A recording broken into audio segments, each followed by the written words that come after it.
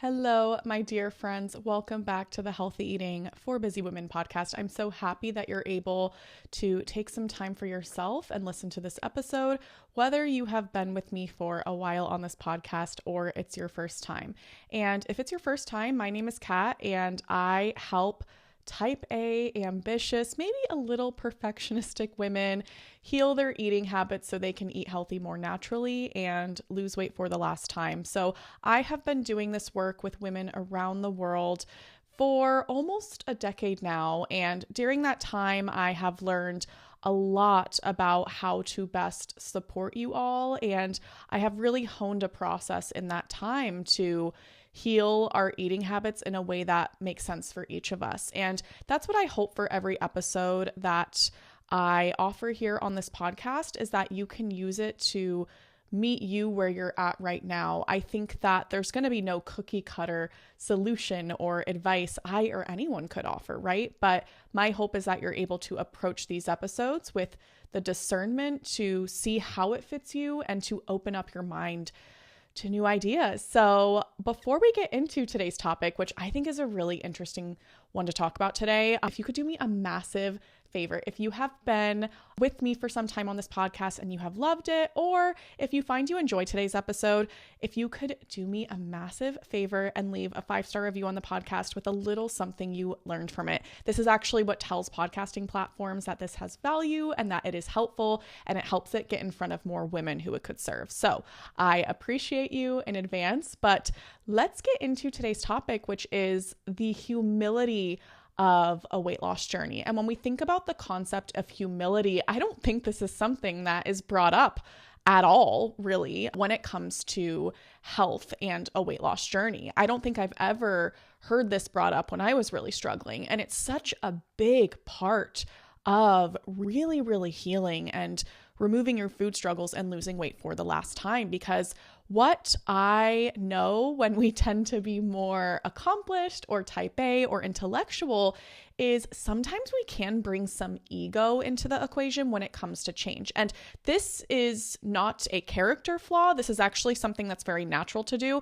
And what I mean by that is ego can be focused on what we already know, what we think, what, we want. And it's very focused on entitlement at times.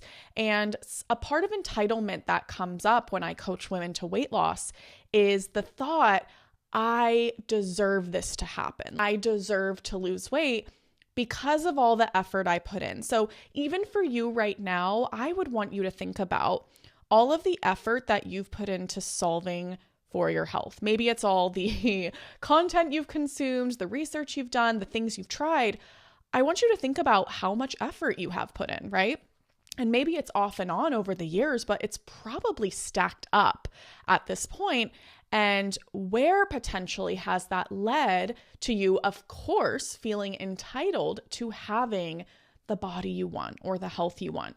I know this is something I struggled with for many years. I'm a human. I still struggle with entitlement. I think we all do. And so I really don't want you to judge yourself for this, but I think that's the palate cleanser I want to set for today first, is where do you feel entitled to the health you want, the results you want, the eating habits you want?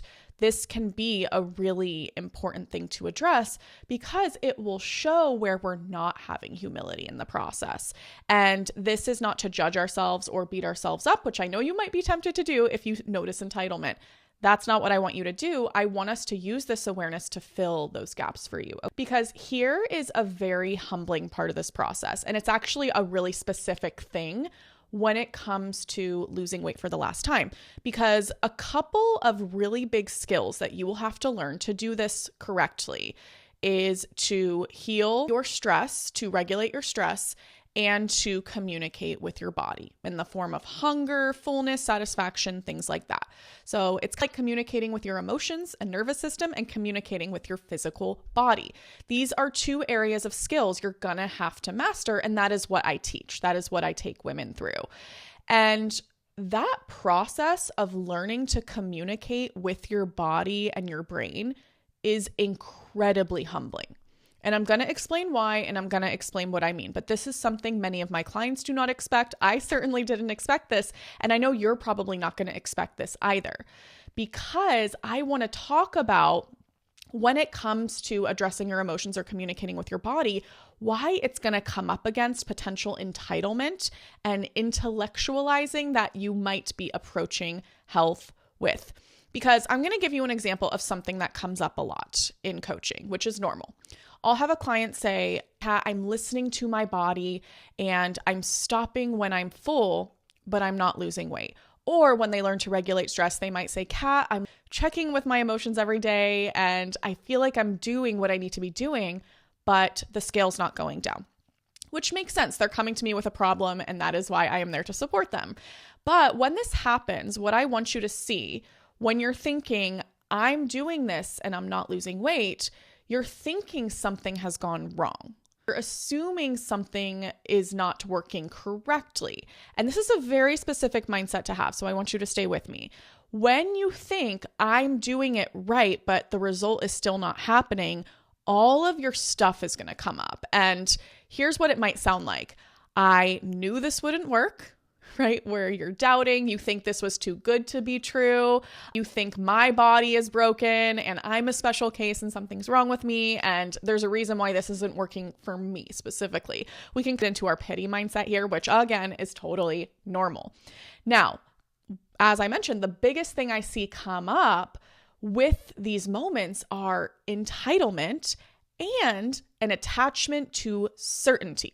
So entitlement says, I should have a result, and what I'm doing already should be enough, which will never make true or make sense, right? And I really want to declare this here. This is firmness I want you to have. Any result you have with your body makes sense based on the conditions it's being placed in. When it comes to weight loss, when it comes to your eating habits, your stress, any result makes sense. There's not a real scenario ever where you should have a result you don't have. And I check myself with this all the time. I'm not a unicorn. There are many times in my life I'm saying, listen, Kat, the results always make sense. And this is where I'm lacking humility and I'm having entitlement. Like, oh, the effort and energy I'm putting in, I should have this by now. And that is something I have to process, right? So entitlement will come up when you're not creating a result you expected and you feel entitled to. You'll think, I should have a result. What I'm doing should be enough. Never be true, but this is normal.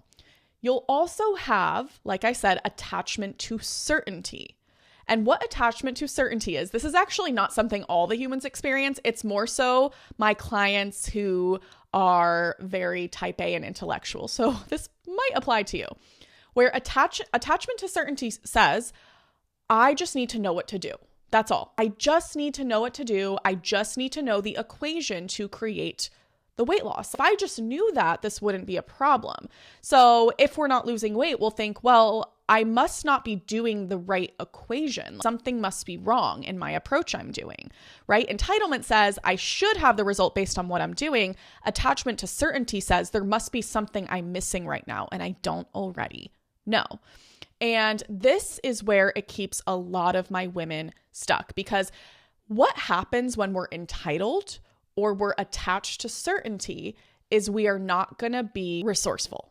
So this is when clients, you, me, we will stop taking action and taking responsibility for our results, because entitlement says I should have the result based on what I'm doing. And so it kind of is this mentality that we're owed. You know what I mean? That's what it feels like when I'm there too. It feels like we've paid our dues. And what do we do when we think we're owed for something? We wait to be paid, right? We wait to be given what we've already paid for. So that is where we want to catch our entitlement and not dwell in it, not indulge in it, because it will put us into inaction where we're kind of going to swim in misery because we think, woe is me, I should have it by now. And you guys, this is just a sad story the brain is offering you. And this is the case for me as well. If I'm feeling entitlement, I know it's another form of my victim thinking, where I'm thinking, oh, I should have this by now. But no, I'm not taking responsibility. And that might be coming up for you too. Attachment to certainty also produces inaction. Instead of you continuing to experiment with your body and figure this out, you're going to instead focus on more passive action, like research, consuming information, figuring out solutions, because you're thinking, well, I just don't know what to do. That's for sure. The problem is logical. because when I find what the solution is, I'm going to be certain. And that's what's going to happen, right? But here's what I want you to understand. Our results with our body are solvable, but we need to understand that we're never going to speak exactly the same language as our body. So there's two truths that have to happen here. We have to not stew in entitlement and attachment to certainty and not take action. We do have to take responsibility and show up to our body's needs. And then on the other side, there also needs to be this understanding that we will never figure out our body's needs like a puzzle piece. There's not one set equation that is forever going to work with your body. So here's a really practical analogy, right? Entitlement says the equation has added up and it's not working. So it's thinking, oh, I did 5 + 5 = 10, so it should equal 10. Attachment to certainty says, well, I should understand what equation equals 10. And so I need to look for the correct equation. And so that's what I'm going to try and do, right? When you are not indulging in that narrative and that belief system, you are not depending on knowing the set equation with your body in order to take action on it. So this might sound a little confusing. So I'm going to give you a specific client example related to this when solving for fullness. So I recently had a client, she was making beautiful progress, losing weight, and her body was really responding to the stress regulation work she was doing. And actually she was losing consistently a fair bit of weight before even getting to the work with her body cues. So what happened is she was having great progress, gets to the work where she starts honoring her fullness and checking in on her cues, right? And her body stopped losing weight for a couple weeks. And really what was interesting is the narrative that came up for her was, this should be working. I'm already checking in with my body. Why is my body not losing weight? Something must be going wrong. And then the follow-up thought she had was, well, also, I must not know an equation that is the right equation in order for me to honor my fullness. So this came to a head with a lot of overthinking in her mind. She was like, oh, how do I know when I'm full? What's the perfect time when I'm full? How do I know so my body can release the weight? And here's what I want you guys to know. What I said to her was, you won't ever know the equation of your fullness. You won't ever know exactly every single day when you are full, and it's not going to be the set, sure, certain equation that your body is going to give you every day. And so my client said to me, well, then why am I not losing weight? And I said to her, when was the last time you actually continuously checked in with your body every day to like stop eating when you're full with the best intentions? And she said, oh, a couple weeks ago, because I noticed my body stopped losing weight. So I went back to the drawing board instead of taking action on honoring my fullness at the meals. Do y'all see what I mean? So what this client did is when she assumed something had gone wrong, she went back to the drawing board, started researching, started assuming that there was an intellectual puzzle piece with fullness that she had to get, versus surrendering certainty, surrendering that she deserved any type of result and saying, you know what? I'm just going to continue being curious and checking in with my body every day as best as I can. And I'm going to let that be enough. What's going on with a lot of you is you actually do not have high stakes when it comes to losing the weight you want to lose. All you need to do is to check in with your body and to start healing in order to see results. But what gets you out of that bare minimum approach is when something doesn't work out the way you expected or that you feel entitled to, you think, oh, I need to be certain though before I take action again. I need to really be sure about an equation with my body or how it works before I take action again because I don't want to be disappointed. I don't want to fail.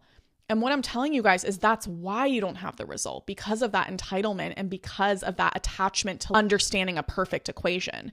You're never going to know a perfect equation, and you can still create results that way.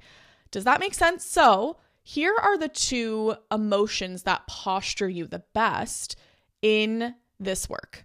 And if entitlement and attachment to certainty keeps you stuck, here are the two that will set you free. So the first is patience, right? Because I want you to imagine this client when she was feeling entitled, and which is normal. We all do this. She was feeling entitled and she was attached to an equation with her fullness. What if instead she had the energy of patience when that moment happened? And here's what patience says. It says, I'm willing to take the time to learn what my body needs right now to create this result. So here's what she would do differently. This is actually exactly what she did in response, where she continued losing the weight. She stepped into patience where she said, I'm willing to take the time to learn what my body needs to create this result. What she did is she then started going to her meals saying, body, what do you need from me right now? And she actually started noticing that she wasn't honoring her fullness as much as she thought. She actually was overeating. She was eating to the point of feeling stuffed. And the reason why she wasn't able to take responsibility and have the patience to notice these things was she was feeling entitled. And also she was attached to certainty when she noticed things not working versus just checking in. Also, another element that you will want to posture yourself with is humility. So it's the big one we're talking about today, because my friends, here is what humility says. This is what my client stepped into to make it work. Humility says, if I have certain results, there is a reason for it. And it says, what am I doing or not doing right now that might be contributing to this result? What is left right now for me to investigate or learn? When we're in entitlement and attachment, that means we're not going to check in with our body and humble ourselves to see, how could I better provide for my body? What does make sense here? We're going to miss all of that and then suffer because we think we're a special case. When you are patient and you are humble, when things stop working as you expected with your weight loss, I promise y'all, you're going to find the answer. You're going to find the simple, logical reason why your weight isn't continuing to go down and what you can do to better support your body to do so. But that requires patience of, I'm willing to take the time to understand my body more, and the humility of, if these results are happening, I'm going to humble myself and know it's for a good reason. So body, what am I doing or not doing? That's contributing to this. What do I need to learn from you? I want you guys to almost energetically sit at the foot of your body's needs and to assume that it knows best, because when we humble ourselves in this way with learning from our body, it's going to make everything so much easier. You're not going to take on this load that you weren't meant to take on with solving this problem. Because what we're trying to do is we're trying to lose weight all from our own intellectualism and certainty and what we expect, pressures and the expectations, right? We weren't meant to carry all of that. That's too much. All you need to do is to humble yourself and to know, you know what? I set the conditions for my body to heal. And if my body stops responding, I need to check in and say, oh, what could I do a little bit better? Where could I tweak things? How does this make sense right now? And I want you guys to notice the lean back approach that that's going to have versus the lean forward approach of pressure, feeling entitled, having expectations, needing to feel certain. So I really want you guys to think about, where right now do you feel entitled or attached to being certain in your weight loss journey, right? Where do you feel entitled to results you want, where you're standing aside and waiting for something to come to you before you give it your all? Where are you attached to certainty, where you're spending more time trying to solve an equation versus resourcefully taking action every day without being certain, without needing to know A to Z? All you focus on is A to B. And how can you start moving into patience, where you actually take the time to learn things about your body, and humility, where you acknowledge, if you have a result, it makes sense. So what do we need to do to better care for our body? An analogy I really love, and this is no secret to y'all who listen to me, is gardening. I love talking about this journey when it comes to being a gardener with our plants, because it really has so many parallels. And I think it's really fun to think about a gardener who feels really entitled and attached to certainty with their garden. Because let's imagine how that would go. Imagine a gardener looks at their garden and feels entitled to the growth, where they say, well, I put it in this light and I gave it this much water. So if it's not growing, we think it should have done so though. That gardener's going to quit tending to that garden completely. Why would they continue? It wouldn't make sense. And also, if they're attached to certainty, I want you to imagine if they approach the garden and the plants aren't sprouting or some leaves are falling off, whatever it is, and they think, well, there must be a specific equation where this wouldn't happen. They probably go back to the drawing board and from perfectionism about exactly what's going to guarantee that leaves never fall off or the plant doesn't grow before they continue to care for the plants. Does this make sense? Because really, I want you guys to see that the search for the perfect equation is not the same thing as being resourceful with the garden, with your weight loss. They're actually opposite, okay? The gardener would say, you know what? I'm just willing to take the time to learn what this garden needs to provide for it long term. They would just continue showing up each day, doing the bare minimum, trying different approaches little by little, and they would take responsibility for all of it. And then humility. I think the gardener would say, yeah, there's not growth here. There's a reason for it. So what am I doing or not doing that might contribute? This isn't the same thing as needing certainty, because you're understanding that you're never going to be certain about exactly what the garden needs, but you don't need to be certain in order to do your best and to try putting it in a different light or watering it differently, whatever that might look like. So this was a little bit of an open dialogue today. It's not very structured or polished, but I'm hoping this makes sense and you took something away from it that can help you. This is a bit of an advanced concept that I coach on with my clients, but it is something that is a rite of passage that we all need to think about when healing the way we eat and losing weight for the last time. So I highly encourage you, if you had a little light bulb moment here, or if you've been listening to this podcast for some time and you haven't created these results yet, there's no shame there at all, but I would highly encourage you to make the leap and get inside my coaching community. So I have a membership called Own Your Eating Habits. It will put you into the action you need in order to create these results now. And y'all, you don't have to do this at the right time. You don't have to have a whole lot of energy. We meet you exactly where you're at in that process, and it's going to make everything feel lighter, you're going to feel clear, and you're also just going to have a really good time because we have a great community going on in this membership. So go to katrentis.com/membership, get inside. I will be ready to, guide you and support you. And I am so proud of y'all for wherever you're at in this journey. The fact that you listened to this episode is such a big deal in this crazy, busy, hectic life. So love y'all so much. I hope you have a great week, and I will talk to you in a future episode.